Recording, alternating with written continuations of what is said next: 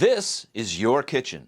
And one of the most common questions I get asked is, Mark, can I fit a kitchen island in my kitchen?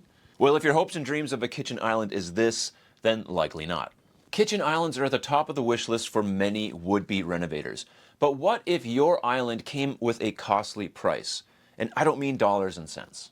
Hi, I'm Mark, a 20-plus year kitchen design professional, and in this video I want to show you some of the biggest mistakes that you can make when planning for a kitchen island, so that you can avoid them in your next renovation. If this is your kitchen, and this is your hopes and dreams for a kitchen island, you can already see the first issue that we run into when planning a kitchen layout, and one that many people get wrong: trying to fit an island into a kitchen that just doesn't have the room.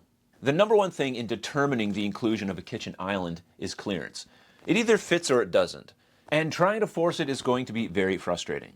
The optimal clearance for a kitchen island is somewhat debatable, but if you can't physically fit the island into the space, then the biggest mistake you can make is just forcing it. This will affect the overall function of a kitchen, making it more difficult to enjoy the added capacity and the added surface that an island brings. The addition of an island should be helpful for function, not harmful. The minimum clearance for an island to be considered functional is 48 inches to the next adjacent surface. And this should take into consideration appliance depths if they are in line with the island, and be particularly mindful of appliances that are facing each other, such as a dishwasher in the island and a range on the kitchen wall. You may require more clearance if this is the case, maybe 60 inches. Now, can you do less than 48 inches? Sure, but you need to be aware of the implications to the functional use of the island and the surrounding cabinets. In a single-person kitchen, a clearance of 42 inches might do the trick. Rarely would I ever go less than this, because this would really be forcing the island. If you cannot maintain proper clearance around your island, it might be better off to concentrate on making the rest of your kitchen the most functional that it can be.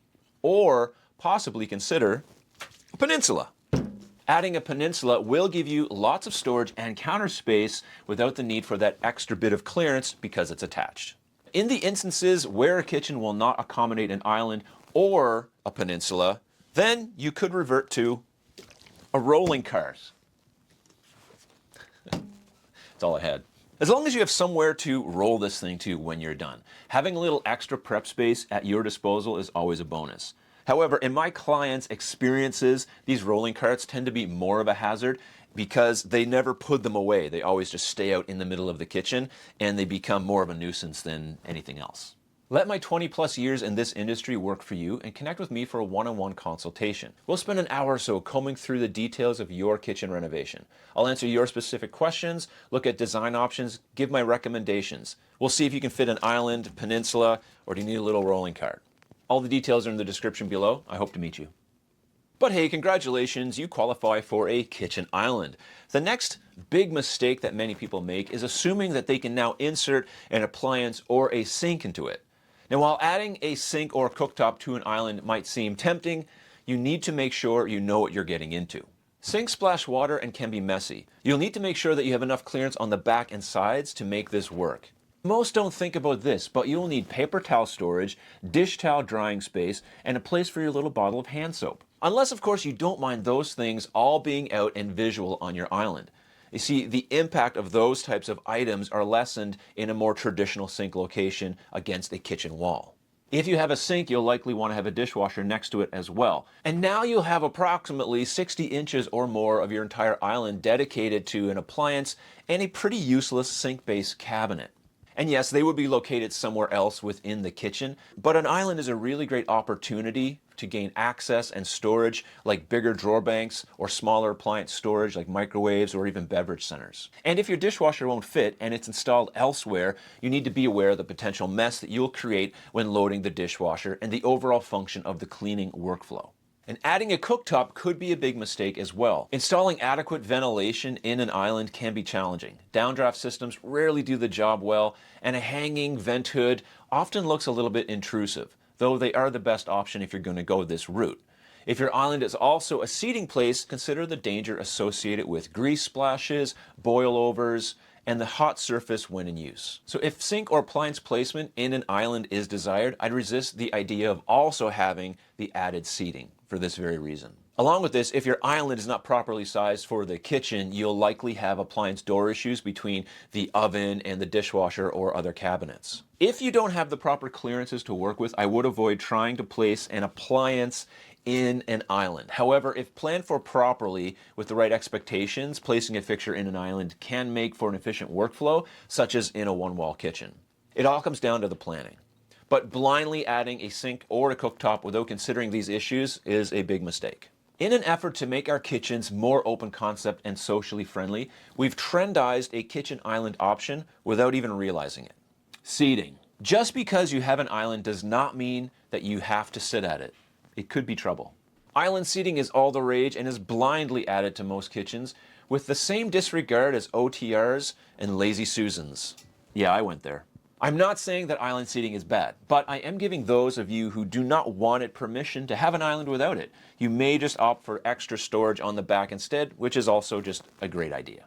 If you're set on island seating though, I will give you some pointers. And I've said this before, but it's worth repeating. Measure your lap, then request an overhang that's 2 inches greater than that. Unless, of course, you want your knees jammed into the back of an island panel or enjoy sitting sideways. You must also allow a width of 2 feet per person widthwise for standard comfort. I can't tell you how many times I get asked if 5 people can sit at a 3-foot island. No, not unless you want to have elbows in your cereal and coffee on your shirt. If the island only fits 3 people, it only fits 3 people. All of this will require proper planning with your fabricator to ensure that overhangs are supported in the most secure way possible. But it's a small price to pay when planning in order to get this detail right. I'll add this to the mix as well because many islands do have added storage in the overhang section. And this seems like a great multi-purpose solution for an island. And it very well could be if you need the extra storage space and have the proper clearance and the proper overhangs. So if you do, use push to open mechanisms on those doors to save your knees the pain of unwanted cabinet handle infractions, because they will happen. But I think the biggest mistake that you can make in an island seating situation is by raising it. Unless, of course, you're going for that 90s bar counter vibe. This is not the best look or the most functional. It creates a narrow countertop space when you're sitting there that is awkward to use. It does make it easier to install outlets, which is the next problem I want to talk about, and it's an unfortunate one. If there's one thing that I think looks horrible in a kitchen island, it's one of these. A pop-up socket looks so dinky to me. Now, to be fair, I've never had one or used one, so please comment below if you have one and set the record straight. But these things look like they would break so easily. Plus, you'll need to put a hole in that beautiful countertop. And you'll have to figure out where that pop-up thing should be so that it's not in your way. However, if you live in the US, these are going to be the only option that you have.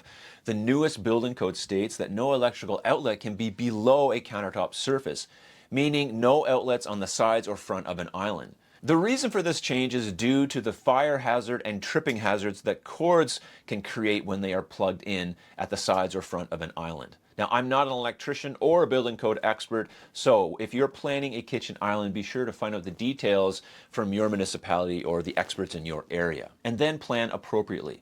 Having to change your island after the layout is complete can be a nuisance. Now, the designer you're working with, and especially the builder or GC, will likely be aware of these requirements, but it's also good for you to know as well. I'd want to know if there's a pop-up socket going to be placed on my island. Now, not all municipalities or counties have adopted the newest version of the code yet, but this is something to be aware of, especially when it comes to setting your expectations for the island. Now, if you live outside the US, you'll definitely have to check if this is legal for you or not. Where I live in Canada, it is illegal to have pop-up sockets in an island. I can't even go to a local hardware store and purchase one. They're not available. But if I go to the next province over, they are legal. So go figure. I don't know why it's different from place to place. It is nice to have a standardized building code that everyone can follow, so you'll definitely have to look into this yourself. Since islands are often used as prep spaces, having an outlet is a must for small appliance use. If you must install a pop-up outlet, place it in a location that doesn't disrupt your work zone. For those of you who are installing outlets below counter level, if code allows, a side placement is usually better than a front placement. The appliance cord is less of a danger when it's off to the side, unless heavy traffic flow through that area causes a problem. There are custom ways to hide outlets, so ask your designer to show you some solutions, such as a false front drawer front. And if you're doing a beautiful waterfall edge, don't slap an outlet in that. Think through other solutions, like a box filler at the end of an island that's dedicated for an outlet. It's on the front, but it's also off to the side, making it less of a hazard. Of course, if code allows. Do islands need outlets at all? Again, this depends on the specific building code for the area that you live in. But from a functional standpoint and a practical standpoint, I think it's very wise to at least allow for a future outlet in an island when you're renovating. If your island is also going to be a gathering place, be sure to install charging stations. If you're limited by the electrical code, some of these pop-up sockets have built-in USB and MagSafe chargers included. You can also install invisible charging stations into certain types of countertops, which can be a really cool feature for an island too. Kitchen islands are supposed to solve problems, not create them. An island has the potential to maximize accessible storage. So I want to emphasize this. It's the word accessible. This is dependent on what you're planning to store, of course, but proper planning of the items that will be stored in your island will inform you on the cabinet selection that you'll use to configure the island. If you don't know, a combination of drawer banks is always a good option. They offer the most versatility combined with ease of use. One of the biggest problems with island storage happens on the backside. Now, adding island storage to the back of an island is a great way to increase the capacity of the kitchen. But if you're adding storage where there's an overhang, then you have to make sure that you can access those cabinets. If those cabinets are also shallow, it might be best to keep adjustable shelving inside of those instead of pullouts. Pullouts rarely offer considerable capacity due to the drawer glide depth and box size in these shallow cabinets. It might be better to forego the seating in this case and maximize the storage depth instead, with full drawer banks and full pullouts. When planning your island, be very intentional to store items that are used for tasks performed at the island. If it's going to be used for a baking center, then don't have your mixing bowls over by the fridge. Adding smaller appliances to an island is also a great way to save counter space. But too many small appliances can eat up storage capacity, so you'll have to keep a balance with this. As with the rest of your kitchen, you'll want to see what you're doing on your kitchen island surface. Proper lighting is essential for kitchen islands to be effective. If you want task lighting on your island, it might be a good idea to have ceiling-mounted pot lights instead of hanging pendants, which many people love. If you love the look of pendants, be sure that the shade you choose directs light onto the surface instead of diffusing it into the room. I've seen beautiful islands with beautiful pendants, but they don't perform the way the user wants them to. If beauty and ambiance is what you're going for, then this is a totally different story. You'll want to balance this with the prep surface and how much light you think you're going to need there so that you can get the best of both worlds. If you're using a pendant fixture that also diffuses light into the rest of the room, just be sure that you're getting ample task surface lighting as well. And you'll also need a detailed lighting plan for the rest of your kitchen, because it won't matter what kind of light you have over your island if the rest of your kitchen is poorly lit. So this video is going to help you determine how to light your kitchen for the most function. Check it out next.